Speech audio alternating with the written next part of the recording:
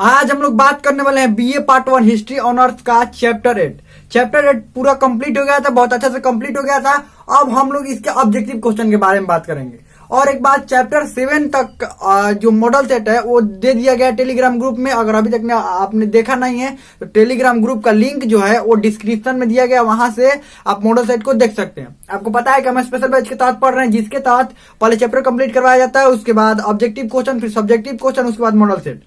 तो चैप्टर 7 तक कंप्लीट हो गया है पूरा सब कुछ, ऑब्जेक्टिव सब्जेक्टिव पूरे चैप्टर भी पढ़ा दिए हैं। तो उसका चैप्टर 7 तक मॉडल सेट भेज दिए हैं टेलीग्राम ग्रुप में, जिसका लिंक इसी वीडियो के नीचे डिस्क्रिप्शन में दिया हुआ है।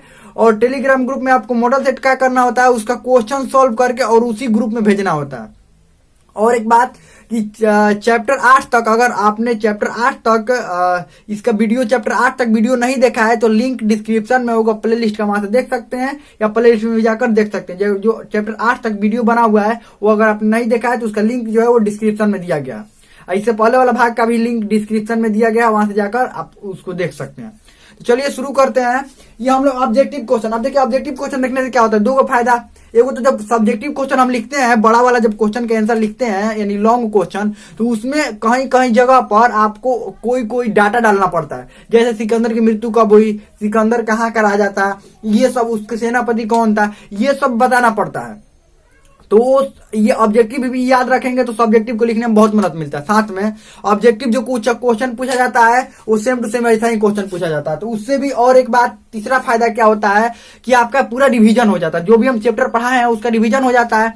जब हम मॉडल सेट देते हैं तो आप मॉडल सेट को अच्छा से हल कर पाते हैं, इसीलिए हम ऑब्जेक्टिव क्वेश्चन यहाँ पर आपको समझाते हैं, पूरे डिटेल में समझाते हैं। तो चलिए शुरू करते हैं। सबसे पहला क्वेश्चन है, सिकंदर भारत में कितने महीने तक रहा? ऑप्शन ए है 4 साल, ऑप्शन बी है 8 महीने, ऑप्शन डी सी है 19 महीने, ऑप्शन डी है 19 महीने और ऑप्शन सी है 19 महीने और ऑप्शन डी है 1 साल। सिकंदर भारत में 19 महीनों तक रहा था, ध्यान रखिएगा, सिकंदर भारत में 19 महीने। और एक बात, जब लॉन्ग क्वेश्चन में यही क्वेश्चन सिकंदर के बारे में लिखने के लिए आएगा तो आपको वहां पर मैप बनाना जरूरी है। भारत का मैप बना लीजिएगा, और भारत का मैप बनाने के साथ साथ भारत का मैप बनाइएगा, और मैप बनाने के साथ साथ ये भारत लिखिएगा, ये भारत है, भारत, और साथ में ये यहाँ पर दिखाइएगा तक्षशिला, दिखाइएगा तक्षशिला, और यहाँ पर दिखाइएगा यूनान, दिखाइएगा, ध्यान रखिएगा यहाँ पर यूनान दिखाना कि ये यूनान है, यूनान। चलिए आगे बढ़ते हैं। 19 महीनों तक रहा था ये, और यहाँ पर ये 19 महीनों तक रहा था और वापस लौट गया था। कहाँ? ब्यास नदी के किनारे। ब्यास नदी का भी इसी छोर पर था, ये ब्यास नदी के इसी छोर पर था, और भारत में एंट्री नहीं कर पाया, और यहीं से अपनी सेना के साथ क्या हुआ, सिकंदर लौट गया। ये हम बताए भी चैप्टर में, चैप्टर 8 में बहुत अच्छा तरह से पढ़ाए हैं। चलिए आगे बढ़ते हैं।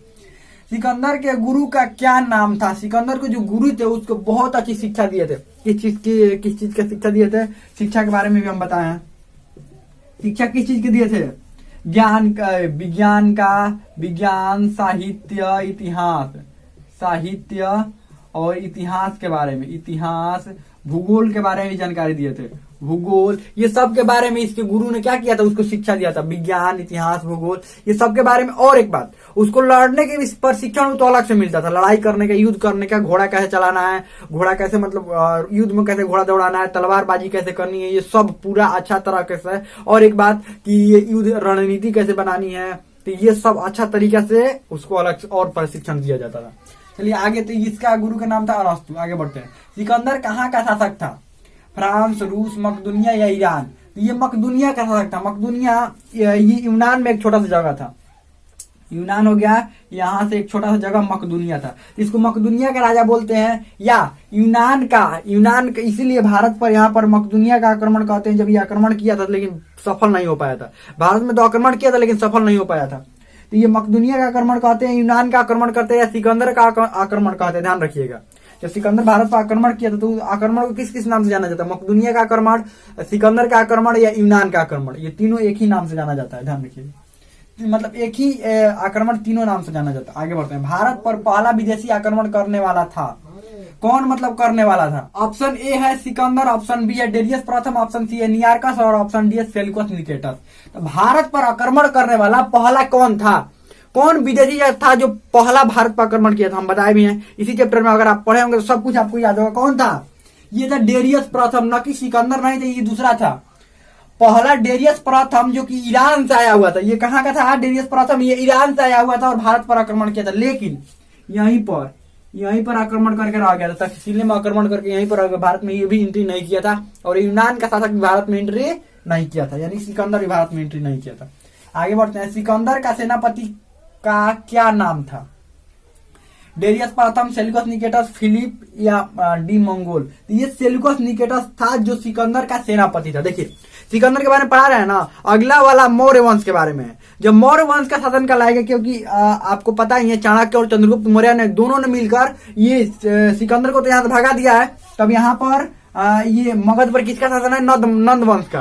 तो नंद वंश का ये लोग शासन समाप्त करेंगे और चंद्रगुप्त मौर्य राजा बन जाएगा और मौर्य वंश की वहां पर स्थापना होगी और प्रधानमंत्री बनेंगे कौन? चाणक्य।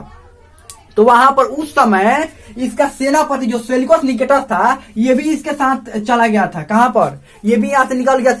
जब सिकंदर निकला उसकी सेना निकली थी, इसका सेनापति यहाँ पर क्या करेगा? तो सेनापति भी निकल गया, लेकिन इसको था न सेल्यूकस निकेटस को कोई हमको बेवकूफ बना रहा है, ये ऐसा कुछ बात है नहीं। यहाँ पर बाढ़ आ गया था तो डराया गया था उन लोगों को ना, यहाँ पर जो भी भारत में एंट्री होता है उसकी मृत्यु हो जाती है, ये देवताओं की धरती है, यहाँ पर कोई आ नहीं सकता है।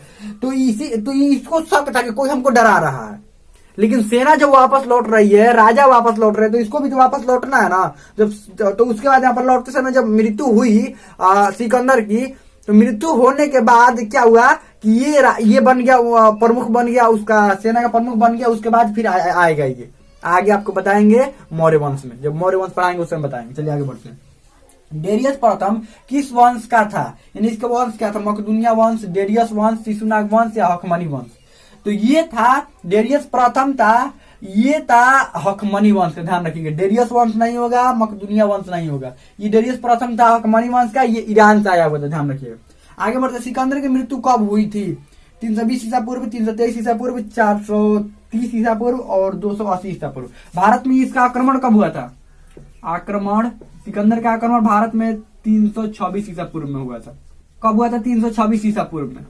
और उसके बाद फिर ये 19 महीनों को यहाँ पर रहने के बाद क्या हुआ? ये 19 महीना रहने के बाद यहाँ से लौट गया। कहां से? भारत में। कैसे? मैंने आराम से लौटा था? नहीं, आराम से नहीं लौटा था, इसको डरा कर भगाया गया था। ये देवताओं की धरती जो भी आता है यहाँ पर क्या होता है? भारत में एंट्री होते मृत्यु हो जाती है, ये सब बहुत सारा भय बनाया गया था उसमें। भय जब पैदा हुआ तो इसके सेना में भय उत्पन्न हो गया और सभी लोग क्या हुए? 3-4 को कारण भी बताए थे, इसको लौटने का 3-4 को कारण बताए थे कि इनके मन में भय उत्पन्न हो गया था, इनके पारिवारिक चिंता सताने लगी, दूर आ गए थे ज्यादा, और एक बात रोग बहुत ज्यादा इन लोगों को रोग हो गया था, और बाढ़ के खतरा को देखते हुए ये लोग क्या हुए? वापस लौट गए थे। तो ये सब था। तो वैसे ही सिकंदर यहाँ पर लौटते समय बेबीलोन में इसकी मृत्यु हो गई थी। कब मृत्यु हो गई थी? 323 ईसा पूर्व में इसकी मृत्यु हो गई थी। बेबीलोन जगह का क्या नाम था? बेबीलोन। ध्यान रखिएगा, जगह का भी नाम पूछ दिया जाता था। बेबीलोन में सिकंदर की मृत्यु हो गई थी।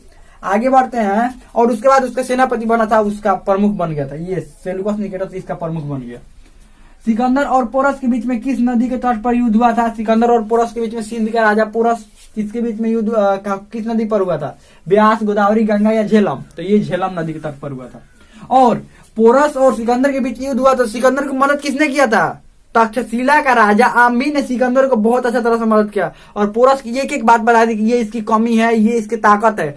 देखिए, सामने वाला सिर्फ कमी ही नहीं जानना है, ताकत भी जानना पड़ेगा ना, कि कैसे उसका और क्या क्या ताकत है, उससे उलझना नहीं है। उस मामले में ताकत और कमी दोनों बता दिया, जिसके कारण पोरस की हार हो गई और सिकंदर की जीत हो गई। आगे बढ़ते हैं। सिकंदर का पिता का क्या नाम था? फिलिप, मंगोल, प्लूटो और अस्तु। ये फिलिप नाम था। राजा फिलिप की मृत्यु के बाद सिकंदर को राजा बना। सिकंदर कहाँ का राजा? मकदूनिया का राजा बन गया। आगे बढ़ते हैं। किस नदी को सिकंदर की सेना? सिकंदर की सेना होगा यहाँ पर। सिकंदर की सेना पार। किस नदी को सिकंदर की सेना पार नहीं कर पाई?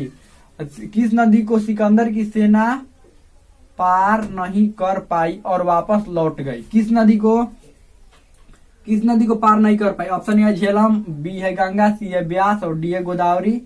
तो ये ब्यास नदी को पार नहीं कर पाई थी और वापस क्या हुई थी? लौट गई थी। तो हमें लगता है बहुत अच्छा समझ में आ गया होगा। इसमें आपको कोई भी डाउट हो, कोई भी क्वेश्चन हो तो आप कमेंट में पूछ सकते हैं। हमें लगता है समझ में आ गया होगा। और एक बात, आपको हर दिन अब हर दिन एक क्वेश्चन दिया जाएगा जिसका आंसर आपको कमेंट में लिखकर बताना होगा। ध्यान रखिएगा, हर दिन एक क्वेश्चन देंगे जिसका आंसर, अब एक अगर अच्छा से आंसर आप लोग लिखते हैं तो क्वेश्चन भी बढ़ाएंगे। हर दिन एक अलग अलग तरीका से हम क्वेश्चन पूछेंगे। चलिए आज का क्वेश्चन है, मिनिमम 2 क्वेश्चन पूछते हैं, एगो क्वेश्चन पूछकर क्या करेंगे। आज क्वेश्चन पूछते हैं कि झेलम नदी का प्राचीन नाम क्या है, क्योंकि पहले बता चुके हैं हम। झेलम नदी का प्राचीन नाम क्या है और ब्यास नदी का प्राचीन नाम क्या है। वेदों में इन सब का नाम क्या मिलता है, प्राचीन नाम भी बताया है। तो झेलम और ब्यास नदी का आपको प्राचीन नाम बताना है कि पुराना नाम, इन दोनों का पुराना नाम क्या है।